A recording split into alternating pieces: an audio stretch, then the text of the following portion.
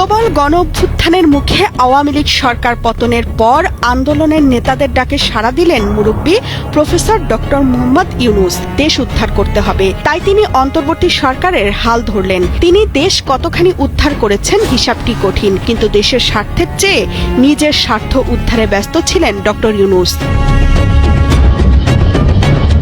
তার প্রতিষ্ঠান গ্রামীণ ব্যাংক দরিদ্র মানুষকে ঋণের জালে আটকে ফেলছে এবং চড়া সুদ আদায়ের মাধ্যমে মুনাফা লুটছে, এমন সমালোচনা দীর্ঘদিনের। আর এইবার ক্ষমতার চেয়ারে বসে তিনি গুনে গুনে ৬০টি মামলা থেকে নিজেকে মুক্তি দিয়েছেন, যার মধ্যে আলোচিত দুর্নীতি মামলাও রয়েছে। অন্তর্বর্তী সরকারের ১৮ মাসের মেয়াদে মাত্র একটি বেসরকারি বিশ্ববিদ্যালয়ের অনুমোদন দেওয়া হয়েছিল, গ্রামীণ বিশ্ববিদ্যালয়। সেটিও যেন তার ব্যক্তিগত স্বার্থ হাসিলের বড় উদাহরণ। বেসরকারি বিশ্ববিদ্যালয় আইন ২০১০ অনুযায়ী ঢাকা মেট্রোপলিটন এলাকায় বিশ্ববিদ্যালয় স্থাপনের জন্য কমপক্ষে ৫ কোটি টাকা সংরক্ষিত তহবিল থাকার কথা, কিন্তু গ্রামীণ বিশ্ববিদ্যালয়ের অনুমোদন পত্রে দেখা যায় পূরণ করা হয়েছে ১.৫ কোটি টাকার শর্ত, অর্থাৎ ৫ কোটির আইনে ১.৫ কোটির বৃদ্ধাঙ্গুলি। শুধু তাই নয়, নিজের ক্ষমতার গরমে রাজস্ব উধাও করেছেন ডক্টর ইউনূস। গ্রামীণ ব্যাংকে ২০২৯ সাল পর্যন্ত ৫ বছরের জন্য আয়কর অব্যাহতি দিয়েছেন তিনি। এর ফলে সরকার অন্তত ১,০০০ কোটি টাকা রাজস্ব থেকে বঞ্চিত হবে। অন্যদিকে গ্রামীণ কল্যাণ ট্রাস্টের ১,০৪৩ কোটি টাকা ফাঁকির পাশাপাশি ৬৬৬ কোটি টাকা কর মওকুফের মতো ব্যাপক সুবিধাও নিয়েছেন তিনি। এছাড়া গ্রামীণ টেলিকমের জন্য ডিজিটাল ওয়ালেট লাইসেন্স প্রদান এবং গ্রামীণ ব্যাংকের সরকারের শেয়ার কমিয়ে প্রতিষ্ঠানের নিয়ন্ত্রণ বাড়ানোর মতো পদক্ষেপ নিয়েও প্রশ্ন উঠেছে। তার ওয়ালেট লাইসেন্স অনুমোদন এবং জনশক্তি রপ্তানির লাইসেন্স প্রাপ্তি অস্বাভাবিকভাবে দ্রুততায় সম্পন্ন হয়।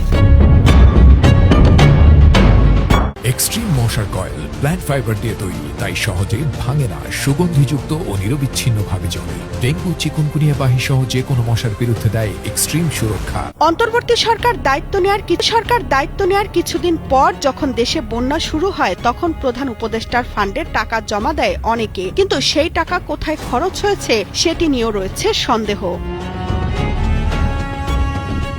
উত্তরার মাইলস্টোন স্কুলে আগুন লাগার সাথে সাথে ফেসবুকে সাহায্যের জন্য পোস্ট দেন ডক্টর ইউনূস। তাহলে কি সরকারের ফান্ডে কোনো টাকাই ছিল না? বাংলাদেশ করোনা মহামারী মোকাবেলায় সাফল্য দেখালেও এখন হামে অনেক শিশু মারা যাচ্ছে, যার বড় কারণ হিসেবে অভিযোগ উঠেছে অধ্যাপক ইউনূসের আমলে টিকা চুক্তি বাতিল করা হয়েছিল। আর স্বাস্থ্য মন্ত্রণালয়ের টাকা কোথায় গেল সেটিও এখন প্রশ্নের জন্ম দিয়েছে। শিক্ষার্থীদের শিক্ষা প্রতিষ্ঠানে ফেরত পাঠাতে ব্যর্থ হয়েছে অন্তর্বর্তী সরকার। অধ্যাপক ইউনূসের আমলে আমেরিকার সাথে করা দেশ বিরোধী চুক্তির ফলে অন্য দেশ থেকে এখন তেল কিনতেও অনুমতি নিতে হয়। একসময় দুর্নীতির অভিযোগ এনে পদ্মা সেতুর অর্থায়ন বন্ধ করানো ডক্টর ইউনূস ক্ষমতায় বসে নিজের স্বার্থ উদ্ধারে ২ হাত ভরে নিয়েছেন। মিথ্যা প্রতিশ্রুতি মানুষের স্বপ্ন ভঙ্গের বেদনা আরও বাড়ায়। প্রফেসর ইউনূসের প্রতিশ্রুতি অনুযায়ী মিয়ানমারের নয়, রোহিঙ্গারা এবার বাংলাদেশে ঈদের নামাজ পড়েছেন, কিন্তু সেটিও ছিল বেদনাময়। খোদ মহামান্য রাষ্ট্রপতির বক্তব্যেও প্রফেসর ইউনূসের বিরুদ্ধে সংবিধান লঙ্ঘনের অভিযোগ উঠেছে। তার শাসনামলে দেশ শনির দশায় ছিল। অন্তর্বর্তী সরকারের প্রায় ১৮ মাসে দেশে বেড়েছে মিথ্যা মামলা, মব সন্ত্রাস, অগ্নিসংযোগ ও লুটপাট। কারখানা বন্ধ হয়ে বেকার হয়েছে অসংখ্য মানুষ। এক কথায় দেশের ১২টা বাজলেও নিজের স্বার্থ ১৬ আনা হাসিল করেছেন শান্তিতে নোবেলজয়ী ডক্টর মোহাম্মদ ইউনূস। এ যেন সেই গল্প, রোম পুড়ছে, বাঁশি বাজাচ্ছেন নীরব। Desk report, Kaler Kantho.